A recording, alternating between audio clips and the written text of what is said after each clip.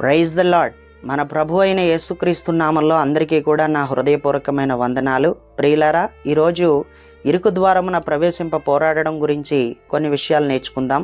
లూకా సువార్త 13వ అధ్యాయం 24వ వచనాన్ని గనక మనం చదివితే, ఆయన వారిని చూచి ఇరుకు ద్వారమున ప్రవేశింప పోరాడుడి, అనేకులు ప్రవేశింపచూదురు గాని వారి వలన కాదని మీతో చెప్పుచున్నాను అని అన్నాడు. అనేకులు ప్రవేశింప చూస్తారు ఈ ఇరుకు ద్వారమున, కానీ అది వాళ్ళ వలన కాదు అని చెప్పాడు. ఇరుకు ద్వారమున ప్రవేశింప పోరాడడం వాస్తవానికి పరలోకానికి సూచనగా ఉంది. ఇరుకు ద్వారమున ప్రవేశింప పోరాడడం అనేది మన ప్రభు అయిన యేసుక్రీస్తుకి సాదృశ్యంగా ఉంది.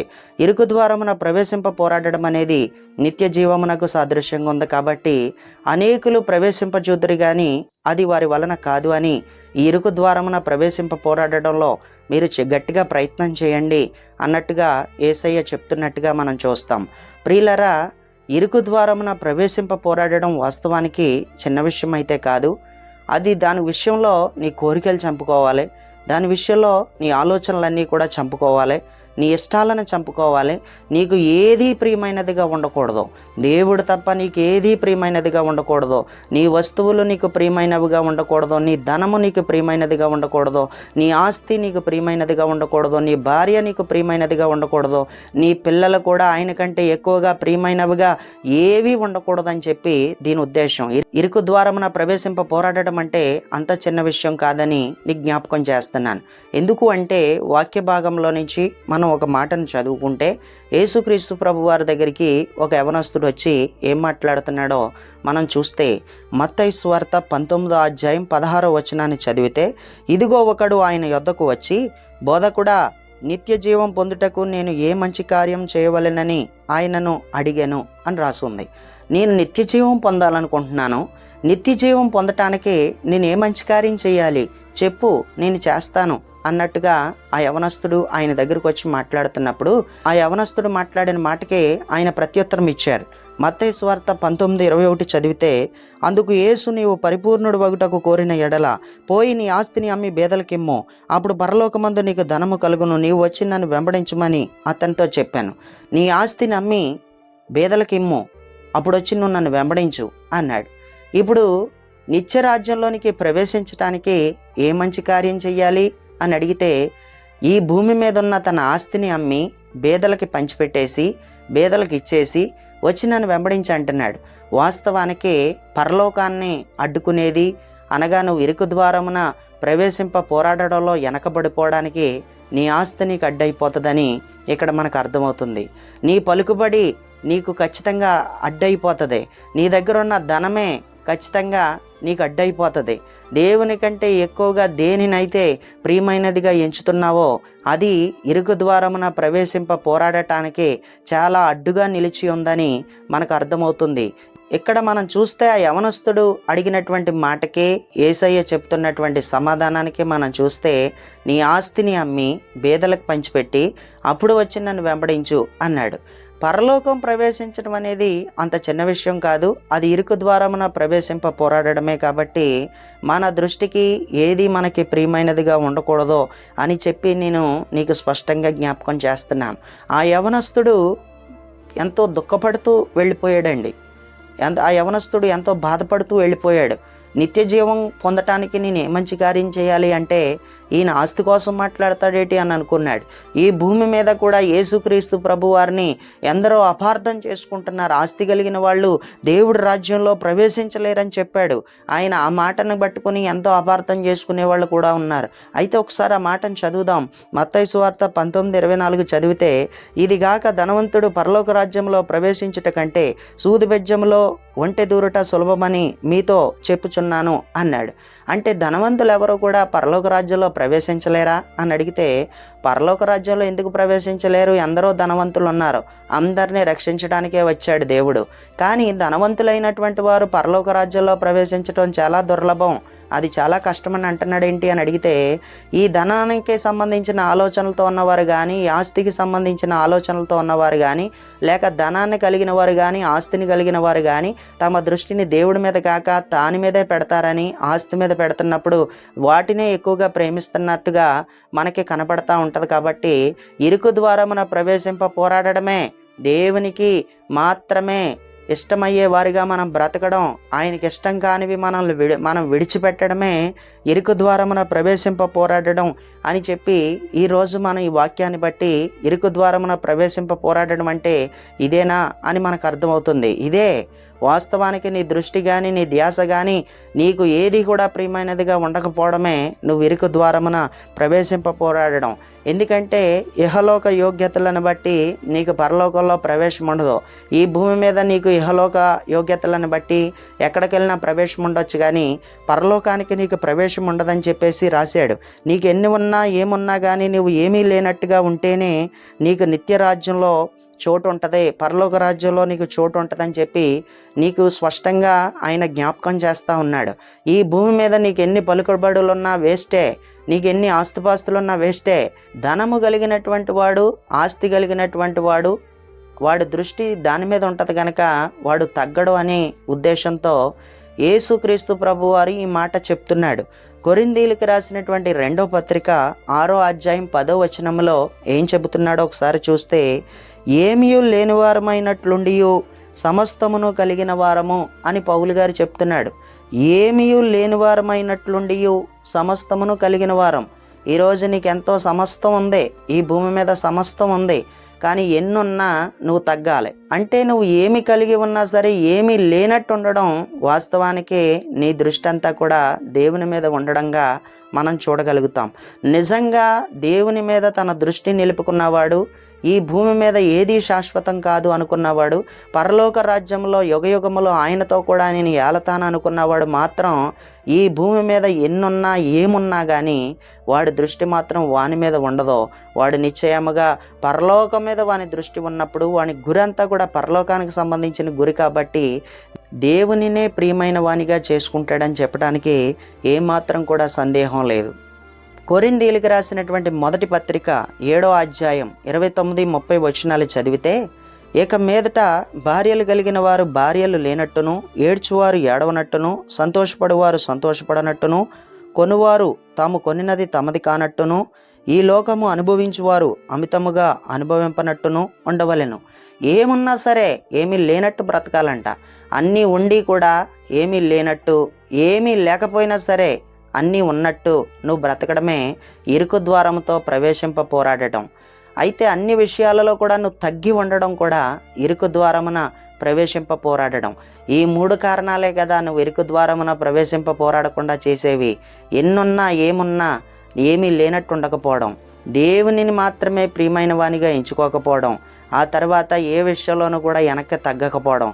ఈ 3 కారణాలు తప్పనిసరిగా నువ్వు ఇరుకు ద్వారమున ప్రవేశింప పోరాడకుండా ఇవి నిన్ను అడ్డుకుంటాయని చెప్పడానికి సందేహం అయితే లేదు.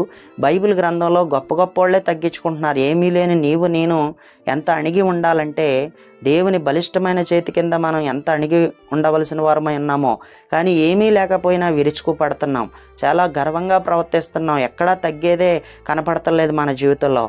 దైవభక్తులైనటువంటి వాళ్ళందరూ కూడా గొప్ప గొప్ప ఆస్తి కలిగిన వాళ్ళు, ధనవంతులైనటువంటి వాళ్ళే, ఉన్నతమైనటువంటి పేరు కలిగిన వాళ్ళే, దేవుని దృష్టిలో ఉన్న వాళ్ళే, పరిశుద్ధ గ్రంథంలో వాళ్ళ పేరు లెక్కింపబడిన విధానాన్ని బట్టి వారిని చూస్తే వాళ్ళు ఎంత తగ్గించుకున్నారో మనకి బైబిల్లో కనబడుతుంది. తండ్రి అయిన దేవుని చేత ఈ భూలోకానికి పంపబడినటువంటి ప్రభు అయిన యేసు కూడా చాలా తగ్గించుకున్నట్టు మనకి మత్తయి సువార్త 20వ అధ్యాయం 26-27 వచనాలు చదివితే అక్కడ ఇలా రాయబడి ఉంది, మీలో ఎవడు గొప్పవాడై ఉండగోరునో వాడు మీ పరిచారకుడై ఉండవలెను, మీలో ఎవడు ముఖ్యుడై ఉండగోరునో వాడు మీ దాసుడై ఉండవలెను. అలాగే మనుష్య కుమారుడు పరిచారము చేయించుకొనుటకు రాలేదు గాని పరిచారము చేయుటకును అనేకులకు ప్రతిగా విమోచన క్రయధనముగా తన ప్రాణమునిచ్చుటకును వచ్చెనని చెప్పాను. ఆయనే చెప్తున్నాడు, మీలో ఎవడు గొప్పవాడై ఉన్నాడో వాడు పరిచారకుడై ఉన్నాడు. మనిషి కుమారుడు పరిచారము చేయటానికి వచ్చాడు కానీ పరిచారము చేయించుకోవడానికి రాలేదు అని స్పష్టంగా చెప్పాడు. ప్రభు అయిన యేసు, తండ్రి అయిన దేవుని చేత ఈ భూలోకానికి పంపబడిన యేసే ఎంత తగ్గించుకుంటున్నాడు. లూకా సువార్త 18వ అధ్యాయం 13వ వచనంలో సుంకరి అనేటువంటి వ్యక్తి కూడా ఆకాశం వైపు కన్నులెత్తుటకైనను ధైర్యం చాలక రొమ్ము కొట్టుకుంటూ తను ఏడుస్తున్నాడు. పాపినైన నన్ను కరుణించు అని ఎంతో ఏడుస్తూ తగ్గించుకుంటూ తను ప్రార్థన చేస్తున్నాడు. ఈరోజు ఎందరో తగ్గించుకున్న వ్యక్తులు పరిశుద్ధ గ్రంథంలో మనకి కనబడుతున్నారు. ఆదికాండం 18 వచనాన్ని చదివితే అబ్రహాము, ఇదిగో ధూళియు బూడిదయునైన నేను ప్రభుతో మాట్లాడ తెగించుచున్నాను అన్నాడు. ఇదిగో నేను ధూళిను బూడిదనై ఉన్న నేను అంటూ అబ్రహాం గారు తగ్గించుకుంటున్నాడు. నిర్గమాకాండ గ్రంథంలో మోషే కూడా ఎంత తగ్గించుకుంటున్నాడో చూడండి. నిర్గమాకాండ గ్రంథం 3:11 వచనం, ఇజ్రాయేలీలను ఐగుప్తులో నుండి తోడుకొని పోవుటకు ఎంతటి వాడనని దేవునితో అంటున్నాడు. న్యాయాధిపతుల గ్రంథం 6:15 వచనంలో గిద్యోను తగ్గించుకుంటున్నాడు. నా కుటుంబం మనుష్య గోత్రంలో ఎన్నిక లేనిదే, నా పితరుల కుటుంబంలో నేను కనిష్ఠుణ్ణి అని తగ్గించుకుంటున్నాడు. ఇంకా మనం చదివితే బైబిల్లో రాజుల మొదటి గ్రంథం 19:4 చదివితే ఏలియా కూడా తగ్గించుకుంటున్నాడు. యెహోవా, నా పితరుల కంటే నేను ఎక్కువ వాడిని కాను అని చెప్పి తగ్గించుకుంటున్నాడు. 2 సమూయేలు గ్రంథం 7:18 వచనంలో దావీదు ఇంతగా తగ్గించుకుంటున్నట్టు మనకు కనపడుతుంది. ఇంతగా నీవు నన్ను హెచ్చించుటకు నేను ఎంతటి వాడినో, నా కుటుంబం ఏ పాటిది అని అంటున్నాడు. గొప్ప గొప్ప వ్యక్తులు తగ్గించుకుంటున్నారు. యేసుక్రీస్తు ప్రభు వారు తగ్గించుకున్నాడు, సుంకర్ తగ్గించుకున్నాడు, అబ్రహాం తగ్గించుకున్నాడు, మోషే తగ్గించుకుంటున్నాడు, మరి గిద్యోను తగ్గించుకున్నాడు, అదే రీతిగా ఏలియా తగ్గించుకుంటున్నాడు. ఎంతమంది తగ్గించుకుంటుంటే, దావీదు లాంటి వాడు తగ్గించుకుంటుంటే ఏమీ లేకపోయినా సరే మనం మాత్రం తగ్గడం లేదు. నువ్వు తగ్గకపోతే ఇరుకు ద్వారంతో పోరాడడం అయితే కాదని నీ జ్ఞాపకం చేస్తున్నాను. నువ్వు ఇరుకు ద్వారమున ప్రవేశింప పోరాడే వ్యక్తివైతే నువ్వు చాలా వెనక్కి తగ్గాలి. యెషయా గ్రంథంలో మనం చూడగలిగితే యెషయా కూడా చాలా తగ్గించుకుంటున్నట్టు మనకు కనపడింది. యెషయా గ్రంథం 6:5 వచనాన్ని చదివితే, అయ్యో నేను అపవిత్రమైన పెదవులు గలవాడను అంటున్నాడు. మత్తయి సువార్త 3:11 వచనంలో బాప్తిస్మాలు ఇచ్చి యోహాను కూడా తగ్గించుకుంటున్నాడు. బాప్తిస్మిచ్చి యోహాను నా వెనక వచ్చుచున్నవాడు నాకంటే శక్తిమంతుడు, ఆయన చెప్పులు మోయిటికైనను నేను పాత్రుడను కాను అని ఎంతో తగ్గించుకుంటున్నాడు. బాప్తిస్మాలు ఇచ్చి యోహాను కూడా నేను తగ్గవలసి ఉంది, ఆయన ఎచ్చవలసి ఉంది అని చెప్పి ఎంత తగ్గించుకుంటున్నాడు. యాకోబు కూడా తగ్గించుకుంటున్నాడు. ఏమని తగ్గించుకుంటున్నాడంటే నేను ఆ అపాత్రుడను అని తగ్గించుకుంటున్నాడు. గొప్ప గొప్ప భక్తులందరూ తగ్గించుకుంటున్నారు. కొరింథీయులకు రాసినటువంటి మొదటి పత్రిక 15:9 వచనంలో చూస్తే, అనగా నేను అపోస్తులందరిలో తక్కువ వాడను, దేవుని సంఘమును హింసించినందున అపోస్తులుడనబడుటకు యోగ్యుడను కాను అని చెప్తున్నాడు. ఈరోజు నువ్వు తగ్గాలి. ఇంత గొప్ప ఈరోజు నువ్వు తగ్గాలి. ఇంత గొప్ప భక్తులందరూ కూడా ఇంత తగ్గించుకుంటున్నారు. అన్నీ ఉండి కూడా ఏమీ లేనట్టు, ఏమీ లేని వారై ఉండి సమస్తమును కలిగిన వారై ఉన్నట్టు, దేవునిని మాత్రమే ప్రియమైన వారిగా ఎంచుకున్నట్టు ఎంత స్పష్టంగా మనకి కనబడుతుంది. ఇరుకు ద్వారమున ప్రవేశింప పోరాడడం పరలోకానికి సూచనగా ఉంది. ఇరుకు ద్వారమున ప్రవేశింప పోరాడడం నిత్య జీవానికి సాదృశ్యంగా ఉంది. ఇరుకు ద్వారమున ప్రవేశింప పోరాడడం మన ప్రభు అయిన యేసుక్రీస్తుని చూపిస్తుంది. ద్వారం, ఈ ద్వారము గుండా ప్రవేశించువాడు తప్పనిసరిగా ఆస్తి కలిగిన వాడైనా, ధనము కలిగిన వాడైనా, వాడెవడైనా తగ్గితేనే దేవుడు రాజ్యంలోనికి ప్రవేశిస్తాడు. మత్తయి సువార్త 18:4 వచనాన్ని గనక మనం చదివితే, కాగా ఈ బిడ్డ వలె తను తాను తగ్గించుకొని వాడెవడో వాడే పరలోక రాజ్యంలో గొప్పవాడు అని రాసుంది. ఇరుకు ద్వారమున ప్రవేశింప పోరాడడం అనేది పరలోకానికి సూచనగా కనపడుతుంది. తగ్గించుకుంటేనే పరలోకం వెళ్తావని, ఈ చిన్న బిడ్డ వలె తను తాను తగ్గించుకుని వాడెవడో వాడే పరలోక రాజ్యంలో గొప్పవాడని దీంట్లో రాయబడిన ప్రకారం ఈరోజు నీ దృష్టికి ఏదీ ప్రియమైనదిగా ఉండకూడదు. నీకు ధనమున్నా, నీకు బలమున్నా, నీకు ఆస్తున్నా, ఏమున్నా సరే నువ్వు ఏమీ లేనివానిగా ఈ లోకంలో నువ్వు జీవించాలని దేవుడు ఈరోజు నీతో మాట్లాడుతూ, అన్ని విషయాలలో నువ్వు తగ్గి ఉండాలని దేవుడు నీతో మాట్లాడుతున్నాడు. గనుక తప్పనిసరిగా ఇరుకు ద్వారమున ప్రవేశింప పోరాడే శక్తి నాకెమ్మని దేవునిని అడగగలిగితే దేవుడు తప్పకుండా మీకు ఇరుకు ద్వారమున ప్రవేశింప పోరాడే శక్తి మీకు ఇస్తాడు. కాబట్టి ఈరోజు తగ్గు. ఏమున్నా సరే నీ దృష్టి ఏటి మీద పెట్టొద్దు. నీ ప్రాణాన్ని కూడా నువ్వు ప్రియమైనదిగా ఎంచుకోవద్దు. అన్ని విషయాల్లో దేవునికి లోబడి దేవుని మాట ప్రకారం కనుక మనం నడవగలిగితే ఇరుకు ద్వారమున ప్రవేశింప పోరాడడమే పరలోక రాజ్యంలో, అనగా నిత్య రాజ్యంలో నీవు ఆ యేసుతో కూడా యుగయుగములు ఏలాలని, ఆయనతో పాటు నువ్వు జీవించాలని, నన్ను కూడా దేవుడు ఆ విధంగా బ్రతకమని, అనగా ఇరుకు ద్వారంతో ప్రవేశింప పోరాడమని ఆయన నీకు నాకు తెలియపరచుచున్నాడు. కనుక మనం ఆ దేవునికి లోబడేలాగా ఆ ఇరుకు ద్వారమున ప్రవేశింప పోరాడే విషయంలో దేవుడు ఆ సామర్థ్యాన్ని, శక్తిని, అట్టి అభిషేకాన్ని ఆయన మనకు అనుగ్రహించులాగిన ప్రార్థనాపూర్వకంగా సిద్ధపడదాం. ఈ వాక్యాన్ని బట్టి మరి మనలో మార్పు చేసుకోవాల్సిన విషయాల్లో కొంచెం మార్పు పొందుదాం. కాబట్టి దేవుడు ఈ కొద్ది మాటలు దీవించి ఆశీర్వదించి మనందరి వినికిడిలో ఫలింపజేయునుగాక. ఆమేన్, ఆమేన్.